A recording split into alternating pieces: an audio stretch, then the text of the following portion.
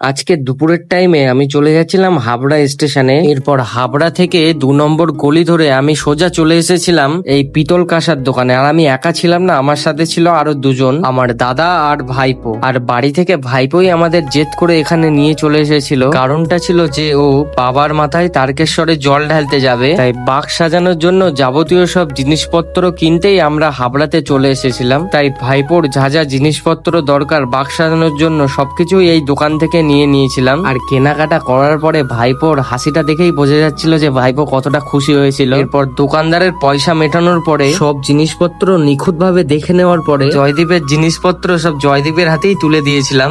আর এই দুপুরবেলা গরমের মাঝখানে হেঁটে যেতে আমাদের তো ভীষণই ফাটছিল, তাই এরপর আমরা বাড়ির দিকে চলে যাচ্ছিলাম। সো গাইজ, আজকের ব্লগটা আমি এখানেই এন্ড করছি। লাইক শেয়ার কমেন্ট করতে ভুলবেন না। দেখা হচ্ছে পরের ভিডিওতে, ততক্ষণের জন্য বাই।